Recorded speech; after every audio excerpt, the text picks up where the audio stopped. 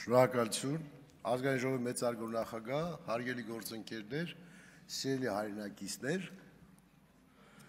ձեզ եմ ներկայացնում պետական տուրքի մասին օրենքում փոփոխություն կատարելու մասին Հայաստանի Հանրապետության օրենքը։ Հոդված 1. Պետտուրքի մասին 1997 թվականի դեկտեմբերի 27-ի ՀՕ 186 օրենքի 16-րդ հոդվածի 15-րդ մասում 29 պատիկի փոխարեն 55 պատիկի բառով փոխարինել։ Հոդված 2. Սույն օրենքն ուժի մեջ է մտնում պաշտոնական հրապարակման օրվան հաջորդող 10-րդ օրը եւ տարածվում է դրա ուժի մեջ մտնելուց հետո լիցենզիա ստանալու նպատակով ներկայացվող հայտերի մասով ծագած հարաբերությունների նկատմամբ։ Նախագծի հիմնավորումը,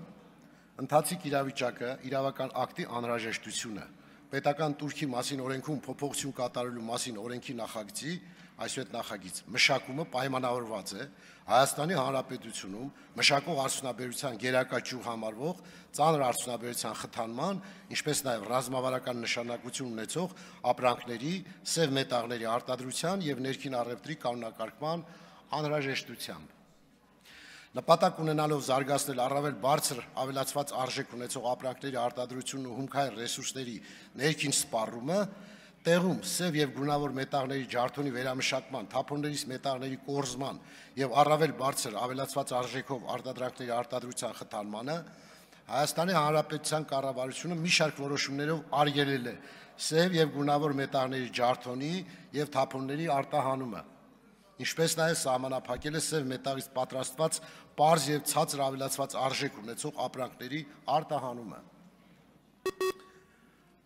Դրա հետ մեկտեղ 2024 թվականին պետական տուրքի մասին օրենքում կատարվեց լրացում, հոդված 16-րդ մասը 15-րդ կետով, համաձայն որի ԵԱՏՄ արտաքին տնտեսական գործունեության ապրանքների ամանացանկը, ԵԱՏՄ ԱՏԳ-ԱԱ դասակարգչի 7214 եւ 7215 ապրանքային խմբերին դասվող պողպատե ամրանների բացթող ներքին սպառման համար վերամշակում մաքսային տարածքում եւ վերամշակում ներքին սպառման համար մաքսային ընթացակարգերով յուրաքանչյուր մինչեւ 1 տոննայի ներմուծան լիցենզիա տրամադրելու համար սահմանվեց պետտուրքի բազային տուրքի 29 պատիկի չափով։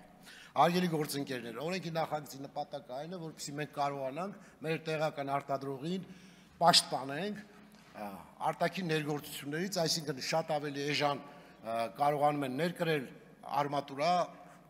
արմատուրա եւ նաեւ մետաղական այլ ապրանքներ, որը պայմանավորված է հիմնականում մեր հարևան երկրում Իրանում աշխատավարձերի հետ կապված, գազի, էներգակիրների, էլեկտրոէներգիայի հետ կապված ցածր գներով։ Դրանով պայմանավորված, քանի որ Հայաստանի Հանրապետությունում ներմուծվում է էժան արմատուրա եւ մենք պետք է պաշտպանենք մեր արտադրողներին, այս օրենքի ընդունումով ցանկանում ենք այս խնդիրը լուծել։ Նախկինում 29000 էր դրված, իսկ հիմա առաջարկում ենք 55000 դրամ 1 տոննայի հաշվարկով, որպեսզի հավասարակշռենք ներմուծվող ապրանքի գինը եւ արտադրվող ապրանքի գինը։ Սրանով իսկ ինչպես ողջ աշխարհում է ընդունված, դա կոչվում է պրոտեկցիոնիզմ, այսինքն ազգային արտադրանքի պաշտպանություն իրականացնել, մենք դա ենք իրականացնում, որովհետեւ եթե մենք իմանանք երկարատև մրցակցության դեպքում մեր արտադրողները կարող են այլևս չկարողանալ արտադրել եւ մյուս երկրներ իրենց ապրանքը կրկնակի կարող են թանկացնել, խնդիրներ առաջացնել մեր տնտեսության համար, մենք փորձում ենք պաշտպանել տեղական արտադրողի շահերը։ Նպատակը սա է։ Կառավարության հետ քննարկումների արդյունքում կառավարության մեր հարգելի գործընկերները առաջարկեցին 55000-ի փոխարեն կիրառել 45000 պետական տուրք եւ հիմնավորեցին ինչու 45000, որովհետեւ իրենք հաշվարկի հիմքում դրեցին էներգակիրների եւ աշխատավարձի հետ կապված խնդիրներ եւ բացի այդ, քանի որ այլևս Իրանի հետ մենք զրոյական մաքսատուրք ենք կիրառում, իսկ նախկինում 5% էր, այդ 5%-ը կազմում է 10000 դրամ եւ դրանից ավելացված արժեքի հարկը 2000 դրամ եւ գումարային դառնում է 45000 դրամ։ Հետեւաբար մենք ընդունում ենք կառավարության մեր գործընկերների առաջարկը հաշվի չառնել արժույթի տատանումները, որովհետեւ իրանական արժույթը այս պահին արժեզրկվում է, բայց կարող է վաղը նորից վերականգնվել, այս իմաստով մենք այն 10000 դրամը, որ 45-ից 55000-ի սահմանում ունեինք, նպատակ ուներ նաև արժույթի հետ կապված խնդիրը լուծել, բայց կոմպետենտ